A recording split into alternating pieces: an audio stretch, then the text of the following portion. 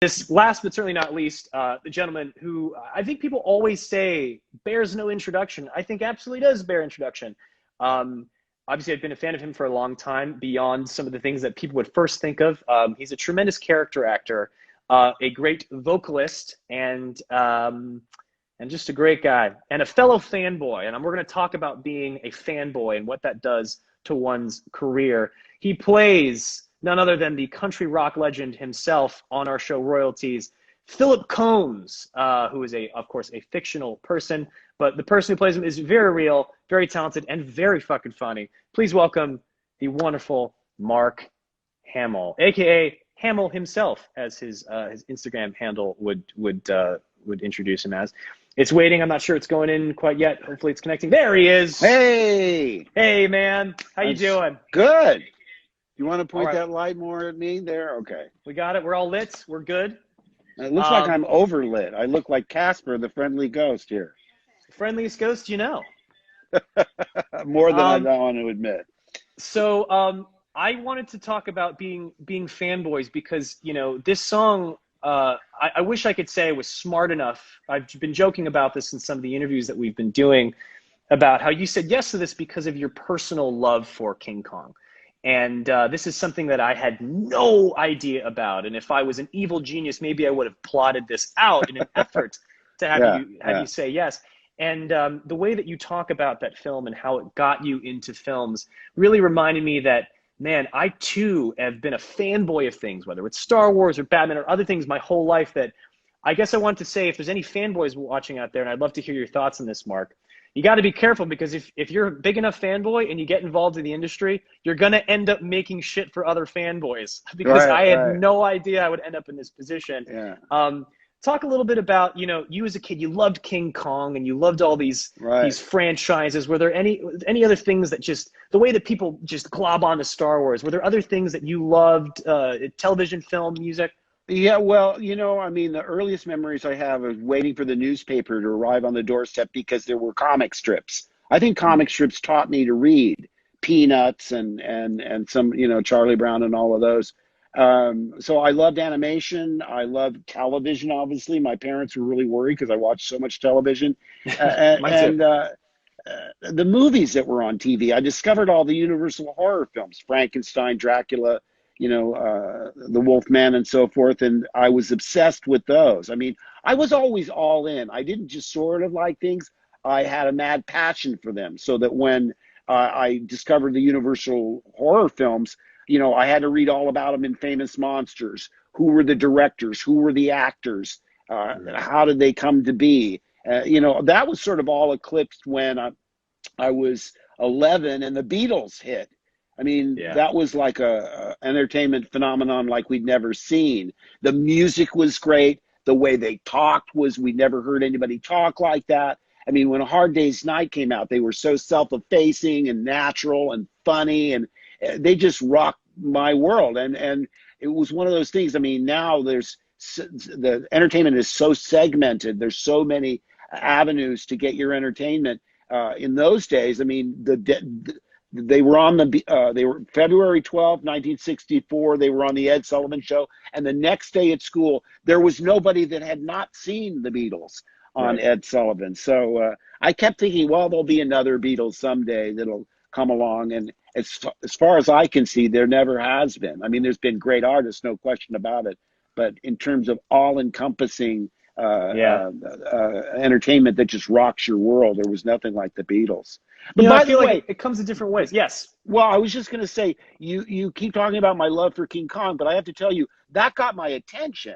But when they sent me the song, and I hadn't heard that there was even a show attached. I was under the impression that they just wanted me to do this music video. And when I listened to that song, it works on its own as a separate entity. It's like a little mini movie. You establish a premise, you take it to its limits in terms of every single comic variation of what's possible within the song, and then it ends. I mean, aside from it being a really catchy tune, the lyrics are hilarious. I mean, I have to give you credit. I mean, you and Nick, and I don't know how many people worked on the song, but it's just a gem, and I'm so lucky to have hooked up with you. So thank you so much.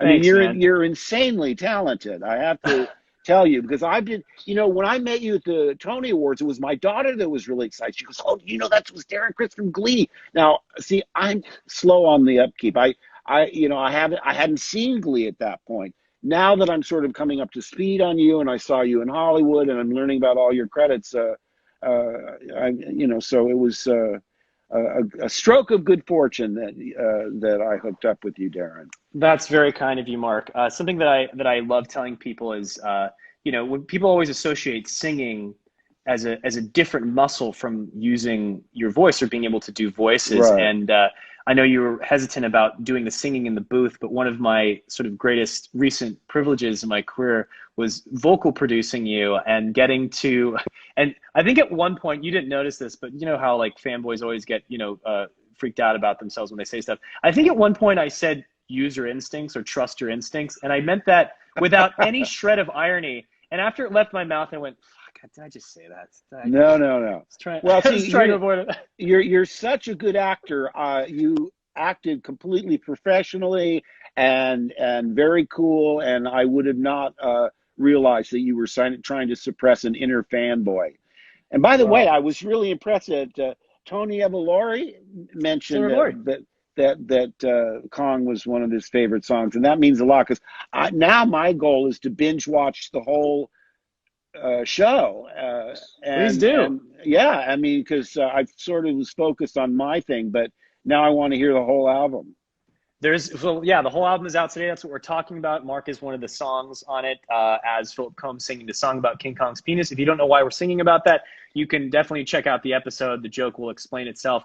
There's just one more thing I want to ask Mark before we go, which is during quarantine, one of the most overwhelming concepts is that, okay, now that you have time, you can watch anything. It's overwhelming. The human race loves options, but we hate deciding. It's like that episode, that Twilight Zone episode, where the guy's glasses breaks. Yeah. He finally gets a chance to read his books. Time enough at last. Time enough. Yeah. With Burgess Meredith. Yeah. Yes. He was a small man, Henry something. I forget what it was. But is there anything that you're like, oh, now I get to watch this, whether they're old movies you want to revisit or that show you never got around to watching? Like, where do you even start? There's so much shit to watch. Like, what's something that you want to get into? Well, you if I had a top 10 TV series of all time, you just mentioned one of mine, The Twilight Zone.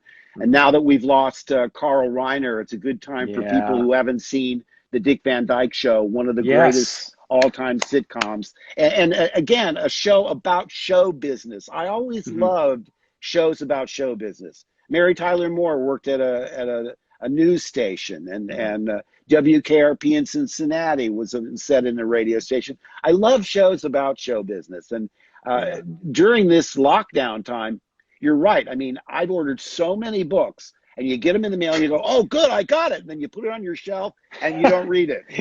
So that's what my goal is, to try and read all the books I ordered.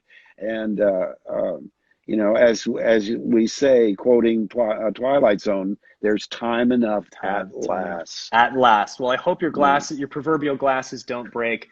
Thank you for joining us on the show. Thanks for having me. To get to know each other a little bit. Right. You knocked it out of the park, and hopefully we'll see you out there safe and sound. Have a great 4th of July, everyone.